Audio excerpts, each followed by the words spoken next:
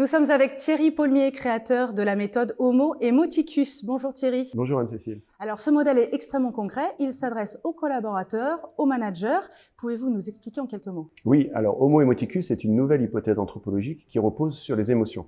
Elle a identifié 4 émotions prépondérantes dans le comportement humain: la peur, l'envie, l'admiration et la gratitude. Pourquoi? Parce qu'elles sont activées par 4 phénomènes majeurs qui nous entourent: le danger, l'obstacle, la perfection et le don. Donc ce modèle va nous apprendre à identifier ces 4 phénomènes, donc identifier les sources de ces 4 émotions, et d'un point de vue prescriptif, elle va nous apprendre à surtout essayer de désactiver le danger et l'obstacle, donc la peur et l'envie, et surtout à essayer d'activer au maximum la perfection et le don, c'est-à-dire l'admiration et la gratitude, de sorte que l'on puisse développer des relations interpersonnelles harmonieuses, que ce soit entre collègues, mais aussi entre managers et subordonnés. Pourquoi les émotions jadis tues dans l'entreprise sont-elles considérées et entendues aujourd'hui?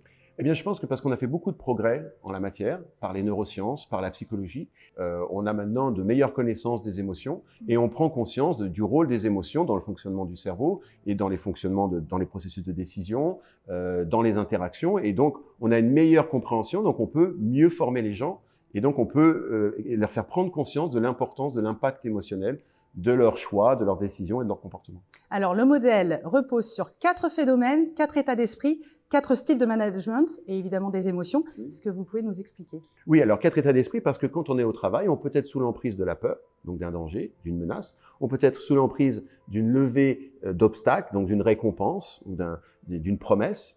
Et là, on correspond à l'esprit d'un esclave ou l'esprit d'un mercenaire. Mais on a aussi 2 autres états d'esprit au travail, quand justement le modèle apprend à cultiver, que sont l'esprit artisan, c'est celui qui aime la perfection, la belle ouvrage, le travail bien fait, et le volontaire, celui qui aime servir, qui aime être utile, qui aime se faire don auprès des autres, et donc qui est motivé par le don et la gratitude. Donc ces 4 états d'esprit au travail, on peut tous les incarner, et à certains moments de notre vie, on les a plus ou moins développés, et le but par ce modèle, c'est de développer surtout l'esprit artisan et l'esprit volontaire. Alors après, sur le plan du management, on a les 4 mêmes émotions qui peuvent être inspirées à travers le manager, c'est-à-dire qu'on peut être un manager qui fait peur, qui se fait danger, et donc il devient un tyran. Il peut être un manager magicien, celui qui se fait lever d'obstacles, qui fait beaucoup de promesses, qui séduit, qui récompense. Et donc là, on manipule l'envie. Mais on peut être un manager qui est surtout dans l'exemplarité, qui est surtout dans la perfection à la fois technique et morale, et qui est donc comme un maître.